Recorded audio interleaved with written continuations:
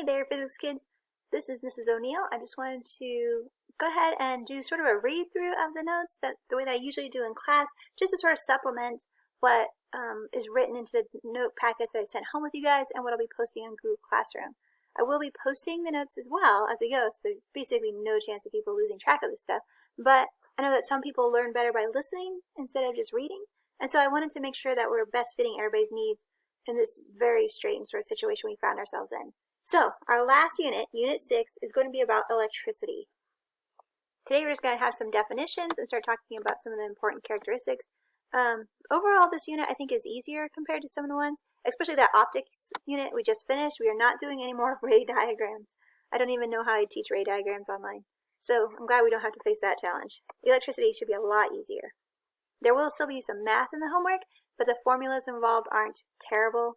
I do think we can just do this just fine. And if you have any questions, I am available online at different times. I posted it all in the general sort of announcement that went up on Friday. And I also have posted my phone number and stuff like that if you want to contact me. I'd be happy to help. But let's go and get started. So, definitions.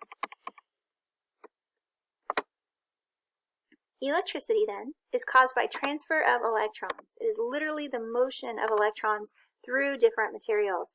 And as the electrons are moving around, it causes electrical charges to build up. If it's gaining electrons, E minus there stands for electron, then we end up with an overall negative charge in our material. And if we're losing electrons, we end up with a positive charge. This sounds a little bit backwards. It seems like if you're gaining something, you should get positive, and if you're losing something, you should get negative. But the electrons themselves are negatively charged, and so that creates that sort of negative numbers problems, where if you're adding negative numbers, it's a negative change. And if you're losing negative numbers, it's a positive change. Double negatives are fun in math. So, okay. The rule here, though, is that overall electrons are conserved. We're not making electrons appear or disappear. They all have to be accounted for. Energy is conserved in general, and so this doesn't break any of our formal rules of physics. So, how do charged particles or charged materials interact with one another? If you've played with magnets much, you've observed this before.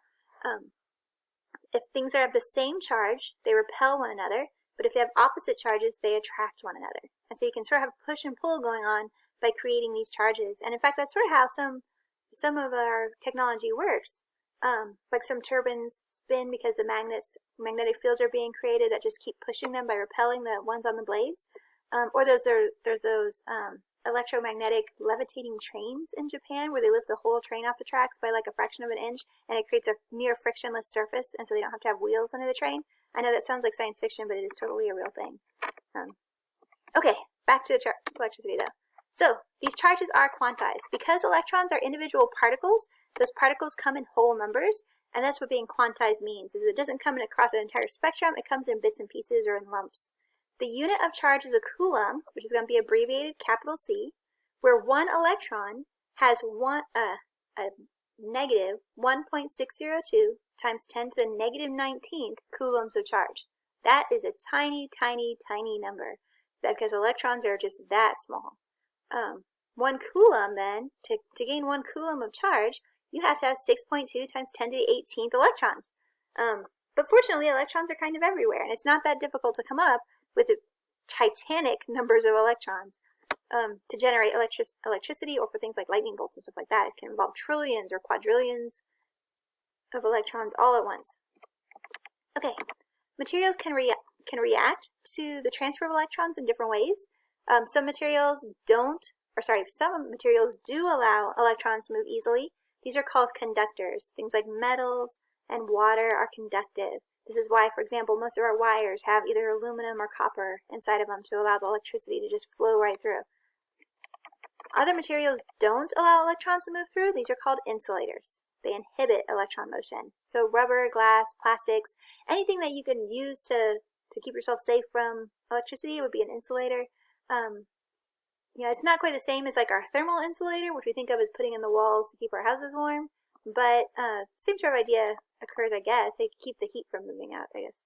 But anyway, conductors and insulators. Okay, so how do we create charge? There's 3 different charging methods. Whoa, darn pictures. By the way, I'm not going to be editing these documents very much just because I have to make 10 of them a week. 10 of these videos a week, and I just don't have time to do that and edit them. So sometimes there might be strange little errors in them, just like what happens in my classroom. Sometimes things just go wrong, and so just bear with me. None of these videos should end up terribly long, even if they are full of weird little blips and glitches. Okay, so charging methods. There's a couple of ways. Conduction occurs when you have direct contact between two objects. If you rub a balloon on a sweater, it was one of the way that we charged up objects, we've probably all done. The way that things develop static electricity from being tumbled in a dryer, that would be a form of conduction. When you get shocked by touching a door handle, that's conduction. Anything that involves direct contact. When that direct contact is with the earth, we call that grounding. Because the earth is so large, it can absorb electrons without really developing much of a charge on its own. And so it acts as just an endless hole we can dump electrons into. And so if you have an object that has a charge and it hits the ground, it loses its charge. Whatever excess electrons it had would go into the ground, and the ground would just be like, whatever, it doesn't care. It can also pull electrons out of the ground without the ground really caring again. The earth is like this endless reservoir of electrons. So grounding is important. We use grounding to keep our buildings and stuff safe from lightning bolts. That's why we have lightning rods at the top of our houses and churches and stuff like that. The lightning rod has a wire that comes down and goes straight to the ground. And so if lightning hits the lightning rod, it'll follow the wire down, enter the ground, and then be grounded out without causing a lot of damage to the house or setting it on fire and stuff like that. So grounding is very important for safety concerns. This is also why there are 3 prongs on our plugins. 2 of the prongs for like heavy duty equipment. Some things just have 2 prongs. But the outlet plugins for like really heavy duty power equipment has 3, positive and a negative and a ground, to help prevent electrical charges from building up and possibly shocking you or shooting you. That would be bad. We don't want that to happen. Okay, induction then. You can sort of use this as a trick. Because the earth can donate or accept electrons, if you manipulate an object near the earth, you can sort of tease out electrons and then remove the connection and create a charged object. I'm not sure I did a good job explaining that. Let me try that again. Okay, so let's say we have 2 objects. One of them has a charge. The other object is attached to the earth.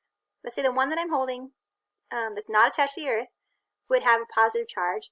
If I move it towards the other object, it'll create a temporary charge in the object. It'll create the opposite. It wants to make a negative charge. And that means that the grounded object would literally pull electrons out of the ground. And then from there, you can break the connection between the ground, and now you have 2 charged objects. This diagram below shows charging by induction using things that are insulated. And so you have 2 objects that are neutral because they're in contact with one another. Then you bring in your charged object. This one has a positive charge. It causes attraction to the negatively charged electrons, and so the negatively charged electrons will leave one object into the other because they were touching. Then you pull apart the 2 objects. Now they can't jump back and forth anymore, and you've got one with a negative charge and one with a positive charge. And even if we take away the balloon, we're still left with one with a positive charge and one with a negative charge. And so this is induction. It seems kind of cheaty somehow. I don't know. Okay, and then we can also have polarization for our third and last one here.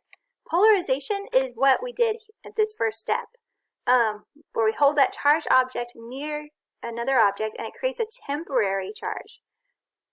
This is also what happens, like we talked about rubbing a balloon on your sweater. You've probably seen that trick where then you hold it near your hair and your hair will lift up off your head and be attracted to the balloon. It's temporarily polarizing your hair, creating charged particles that makes each individual strand of hair repel each other, which is why you get that big wide floof of hair, and then also makes it attracted to the balloon's charge, and so it lifts the hair up and towards the balloon. But when you take the balloon away, the polarization goes away as well. That's why it's a temporary charge spot, and the object will return back to neutral. Alright, that's actually it for the notes for today. That was kind of short. So for our homework, we're going to work on recognizing whether we're talking about